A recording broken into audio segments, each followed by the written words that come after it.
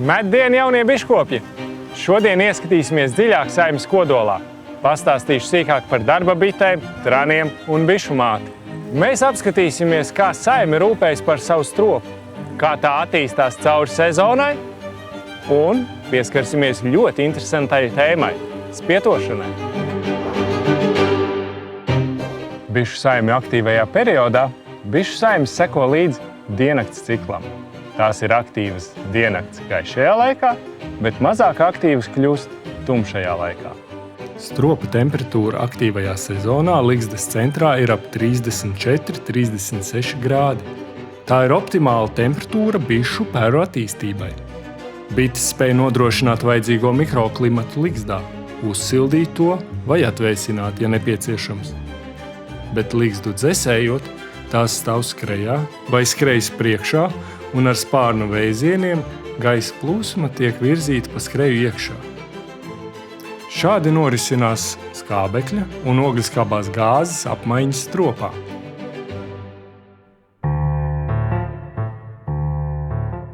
Bites stropā ļoti efektīvi komunicē. Viņas izmanto īpašu kustību modeli, ko sauc par bišu deju. Bites izpilda noteiktas astoņnieku kustības, kamēr citas saimes bites uzmanīgi vēro. Dejas laikā bite kustina vēderu un spārnus, nododot svarīgu informāciju par nektāra atrašanās vietu. Šī bišu kolektīvā lēmuma pieņemšanas metode ļauj saimei ātri reaģēt uz vides izmaiņām un nodrošina maksimālu medus ievākšanas efektivitāti. Bišu saime ir viens vienots organisms, kur katrs īpatnis pilda tam noteiktu lomu un pienākumus. Saime darbojas saskaņot un efektīvi, jo katrs no bišu saimes īpatņiem ir fizioloģiski specializēts konkrētajam pienākumam. Bišu māte ir nozīmīgākais īpatnis bišu saimē. Tieši no viņas atkarīga visa saimes dzīvotspēja, kvalitāte un produktivitāte. Māte nepārtraukti izdala īpašus fermonus, ko ražo augšžokļu dziedzeri. Šie fermoni dod saimei skaidru signālu, ka māte ir klātesoša un veselīga. Tie nodrošina vienotu un harmonisku saimes darbību. Ja māte pēkšņi pazūd vai iet bojā, visa saime to izjūt jau pēc 30 minūtēm un sāk rīkoties, lai situāciju labotu. Bišu mātes dzīve sākas speciālās lielākās māšu kanniņās, kur esošā māte iedēj oliņu. To barojot tikai ar māšu peru pieniņu, no oliņas 16 dienu laikā izaug jauna bišu māte. 4 līdz 10 dienas pēc piedzimšanas jaunā māte izlido pārošanās lidojumā. Gaisā, īpašās tranu pulcēšanās vietās, viņa pārojas ar 7 līdz 17 traniem. Saņemtā sperma tiek uzkrāta speciālā rezervuārā un tiek izmantota visā viņas dzīves laikā, kas var būt no 2 līdz pat 5 gadiem. Agri pavasarī māte izdēj vien 20 līdz 30 oliņu diennaktī, bet aktīvajā sezonā bišu māte katru dienu izdēj līdz pat 2000 oliņu. Šīs oliņas tiek izvietotas gan darba bišu šūnās, kurās dēj apaugļotas oliņas, gan tranu šūnās, kur dēj neapaugļotas oliņas. Stropā bišu māte tiek rūpīgi un pastāvīgi aprūpēta. Darba bites viņu baro, tīra, apsargā un nodrošina visus nepieciešamos apstākļus, lai māte būtu spējīga produktīvi un kvalitatīvi pildīt savus pienākumus. Trani – bišu saimes vīrišķie īpatņi. Tieši traniem ir īpaša nozīme bišu māšu apaugļošanā, tādējādi nodrošinot visas saimes turpināšanos un dzīvotspēju. Traniem stropā nav tādu pienākumu kā darba bitēm. Tie nevāc nektāru.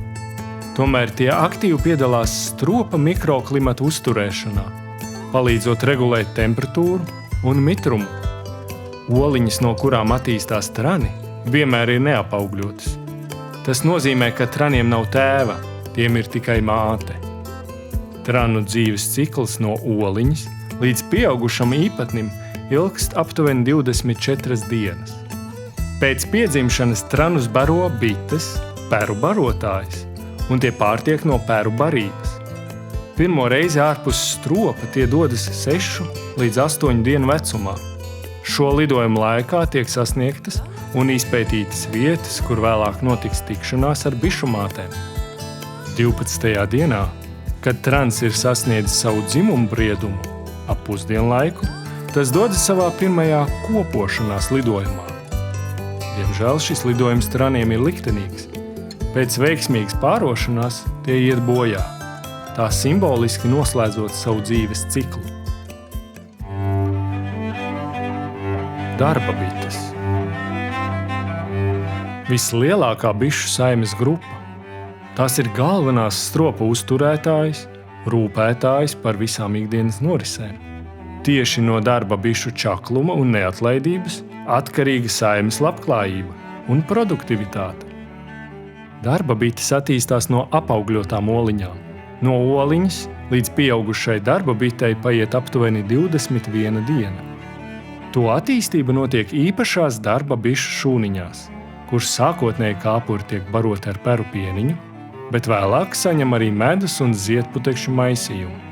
Darba bites dzīves laikā maina savus pienākumus. Pirmajās 3 dzīves dienās darba bites veic šūnu tīrīšanu un sagatavošanu jaunajām oliņām. No 4. līdz 11. dienai tās uzņemas svarīgus pienākumus peru barošanā, rūpējas par bišu māti, kā arī aktīvi izdala peru pieniņu. Vecumā no 12 līdz 18 dienām darba bites sāk pārņemt nektāru un putekšņus no ārā strādājošajām bitēm. Tās būvē jaunas šūnas, regulē stropa mikroklimatu un nodrošina ventilāciju. No 19. dienas līdz pat sava mūža beigām, kas vasaras sezonā ilgst aptuveni 35 līdz 45 dienas, darba bites aktīvi lido ārpus stropa. Tās ievāc nektāru, ziedputekšņus, propolis un ūdeņu, nogādājot šīs vitāli nepieciešamās vielas atpakaļ uz stropu. Katras darba bites dzīve ir neatlaidīga kalpošana saimes kopīgajam labumam, nodrošinot tās pastāvēšanu un attīstību.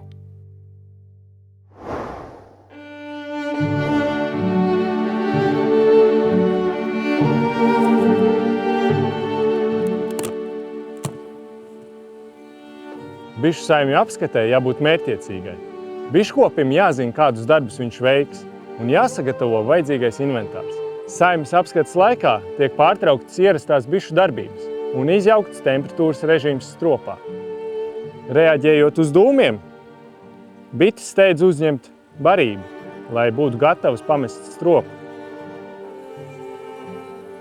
Īsas un mērķtiecīgas apskates var atkārtoties biežāk, jo tās mazāk traucē bišu saimi.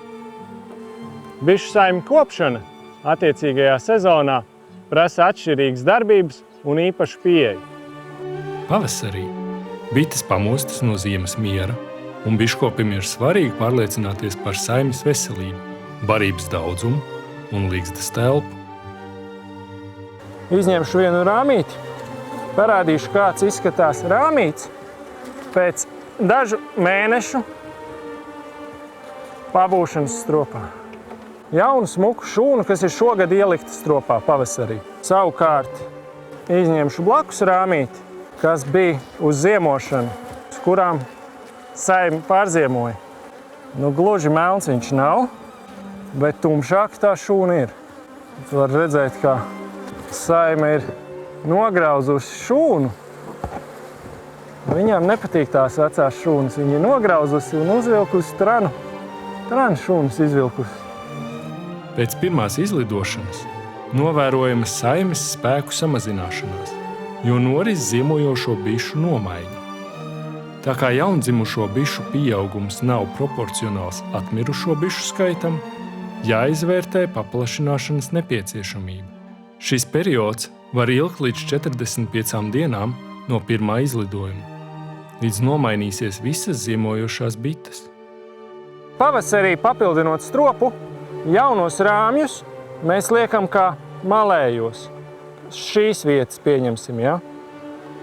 Un tad katru reizi nākamajā kārtā papildinot, ar rāmīšiem. Mēs šos, ko mēs esam ielikuši, pārvirzam uz centru, un viņu vietā atkal ieliekam jauno mākslīgo šūnu.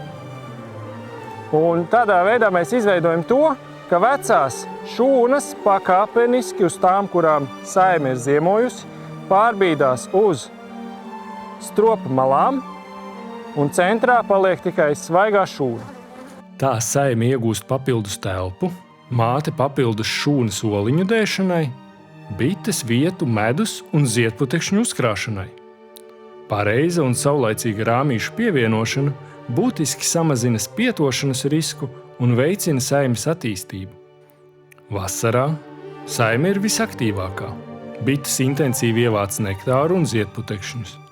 Šajā periodā galvenā uzmanība jāpievērš regulārai saimes pārbaudei, lai laicīgi pamanītu un novērstu spietošanas tieksmi, kā arī jāuzrauga medus ražas stāvoklis, saulaicīgi pievienojot papildus korpusus vai rāmīšus. Rudenī bišu saimi sagatavo ziemošanai. Tas nozīmē ligzdas sašaurināšanu, pietiekamu barības krājumu nodrošināšanu, kā arī veic apstrādi pret slimībām un parazītiem. Šajā periodā ir īpaši svarīgi, lai bites ietu ziemā veselīgas un labi nodrošinātas.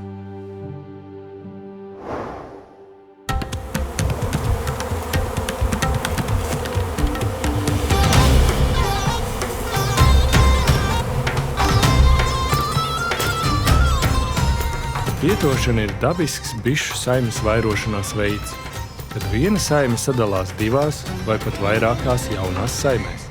Parasti spietošanas tieksmi izraisa pārpildīts strops, barības pārbagātība, intensīva peru audzēšana vai arī tad, ja saimē kļūst pārāk šauri, lai visas bites varētu pilnvērtīgi funkcionēt. Kad saimē rodas spietošanas tieksme, darba bites speciāli sagatavo īpašas kanniņas, lielākas šūnas, jeb tā saucamās spieta kannas, kurās bišu māte tiek piespiesta iedēt oliņu. No šīm oliņām attīstīsies jaunās bišu mātes, kas nepieciešams jaunajām saimēm. Brīdī, kad pirmās jaunās mātes kannas ir gandrīz jau izšķilušās, vecā māte kopā ar daļu darba bišu pieņem lēmumu atstāt stropu un doties ārā. Tas notiek siltā saulainā dienā ap 11. līdz 2. pēcpusdienā, kad stropā ir vislielākā rosība. Esam liecinieki, ka no šīs saimes izspietos tūlītās spietiņš. Varam redzēt, ka spiets pulcējas augstāk tur pie krūmiem. Bites ir izvēlējušās no sākuma ielaisties šajā bērzā. Var redzēt, ka nedaudz dziļāk zaros veidojas spieta ķekars. Viņas formējas un drīz arī nomierināsies un ķekars paliks daudz lielāks. Tad arī spietu varēsim savākt. Spiets pametot stropu, sākotnēji apmetas netālu no pamatsaimes, parasti uz kāda tuvāka koka zara vai cita piemērota objekta. Šeit bites izveido raksturīgu ķekaru, kurā tās cieši turās kopā, aizsargājot māti. Nereti gadās, ka izspieto jaundzimušā māte. To var noteikt pēc spieta ķekara ielaišanās augstuma. Jo jaunāka māte, jo augstāk ielaidīsies spiets. Parasti novērojams pēc spietiem. No šī brīža izlūkbites dodas apkārtnē meklēt piemērotu jaunu ligzdas vietu. Atgriežoties pie spieta, tās informē pārējās bites par atrasto vietu, izmantojot īpašu kustību modeli, bišu, jeb astoņnieka deju. Vairākas izlūkbites dejo vienlaikus, katra cenšoties pārliecināt pārējās par savu izvēli. Kolektīvais lēmums tiek pieņemts demokrātiski. Bites vēro un salīdzina, un visbeidzot izvēlas vietu, kuras atrašanās virzienu un attālumu visaktīvāk un vispārliecinošāk norāda izlūkbites. Kad lēmums pieņemts, spiets paceļas gaisā un dodas uz savu jauno mājvietu, lai turpinātu saimes dzīvi jaunā vietā. Izspietojošajā saimē, saglabājoties spietošanas noskaņojumam, pirmajam spietam var sekot viens vai vairāki pēcspieti. Ja saime spieto vairāk kārt, saimi var pazaudēt pilnībā. Labi. Un tad par spieti savākšanu ir dažādi veidi, kā savākt spietu. Viens no variantiem ir pavisam vienkārši paņemt zariņu un iepurināt to spietu kastē. Otrs veids būtu ļaut spietam pašam ienākt kastē, bet mēs izmantosim ar purināšanas metodi. Var arī, protams, zariņu nogriezt ar dāžu šķērēm, bet tā kā es nevēlos bojāt šo liepu, tā ar vienu asu kustību satveram zaru un sapurinam visas bites iekšā. Tā, spiets ir dabūts kastē, varam kasti ciet. Uzmanīgi nesaspiežot bites. Un apskatām, kas ir palicis uz zara. Lidojošās bites, kas vēl tagad lidinās te riņķī, viņas pēc dažām minūtēm sastāsies atpakaļ vecajā vietā. Un tās bites, kas bija iztraucētas, tagad ir salaidušās atpakaļ savā vietiņā un varam vēl nedaudz iepurināt un sadzenam visus iekšā kastē. Kasti noliekam uz zemes un ļaujam viņām saiet iekšā. Tātad mēs redzam, ka uz zara vairāk nav nevienas bites no spieta. Tās riņķo apkārt un galvenokārt koncentrējas tikai uz spieta kasti. Tātad māte ir dabūta spieta kastē un pārējās to jūt. Tā, nākamajā dravas novietnē redzam, ka spietiņš ielaidies priedē. Līdz ar to ir jāpieņem lēmums, ka jāsavāc spiets. Šoreiz mēs izdomājām zaru, uz kura uzlaidies spiets, nogriezt ar šķērēm un ievietot kastē. Tātad, ko mēs esam izdarījuši? Mēs esam sagatavojuši rāmīšus priekš spieta, nolikuši stropiņu zem spieta ķekara un tagad ļausim bitēm pašām ar nelielu mūsu dalību ieiet jaunajā stropā. Kratam iekšā bišķi spietu. Viens lielums ir. Otrs arī. Zars ir brīvs. Varam likt virsū jumtu. Atstājiet nelielu spraugu, lai bites vieglāk salien iekšā. Pēc tam ar dūmu palīdzību mēs viņus vienkārši visas sadzīsim, bet viņām tagad bišķi ir jānomierinās. Tā kā esam spietu iekritījuši jaunā stropā un nolikuši tajam īstajā vietā paredzētajā, pēc pāris dienām var veikt jaunās saimītes apskati. Tad paskatīsimies, kas mums te ir noķerts. Redzam, šūniņas ir vilktas, kāds nektārs ir sanests, putekšņi. Tie ir dažādi veidi putekšņi, kas ir saliktas šūniņās. Šis jau pēc sajūtām ir smagāks. Šūna ir vilkta ļoti skaisti izvilkta. Šeit redzam, ka viss ir kārtībā un visi forši. Tas, ko mēs varam izdarīt, tā kā viņa neapdzīvo visus rāmīšus, mēs nedaudz pārkārtosim ligzdu. Mēs ieliksim šos neapdzīvotos caur vienu rāmīti. Vairāk mēs bites netraucēsim. Šīs bitītes darbojas, attīstas. Pienāksim vēl pēc pāris dienām. Redzēsim, vai rāmīts, ko pārlikām uz sānu, būs izvilkts. Ja bites turpina vilkt, tas nozīmē, ka ienesums dabā ir. Saime augs, attīstīsies un rudenī būs pilnvērtīga saime, ko ieziemot. Paskatīsimies, kas mums darās blakus saimē. Šī saime ir liela, labi pārziemojusi. Kā redzams, te ir 4 medus telpas. Šeit var redzēt, kā medus ir tad aizvākotā daļa. Un svaigi sanestais vēl nav aizvākots, tad vēl nav līdz galam gatavs. Tikko kā šūniņas tiek pārklātas ar vaska kārtiņu, līdzīgi kā šeit, tad var uzskatīt, ka medus ir nogatavināts un gatavs sviešanai. Paskatīsimies kādu blakus rāmīti. Aha. Un, kur mēs redzam māšu kannu. Tāpēc šī saime, acīm redzot, ir gatava spietošanai. Bet, ko vēl var novērot, ja šūnās redzam oliņas, tad māte vēl ir klātesoša saimē. Mēs varam paspēt šo saimi sadalīt un neaizlaist kokos. Šeit mēs redzam kārtīgu medus rāmi.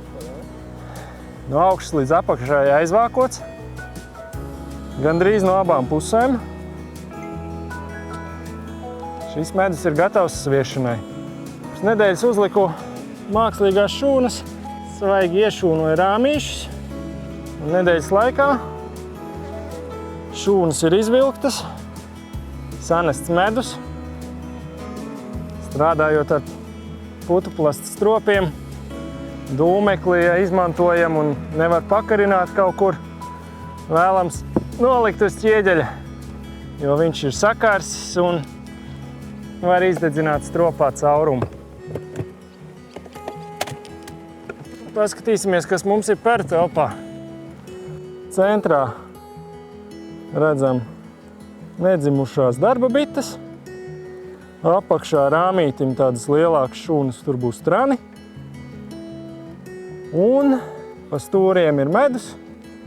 Pie periem tuvāk te būs bišu maize. Var just, ka bites paliek nedaudz nemierīgas. Maksimālais, ko iesaka pie bišu saimju apskates, ir līdz 15 minūtēm. Tāpēc uzsveru, ka jāzina uzdevumi, ko tu vēlies panākt pie bišu saimes.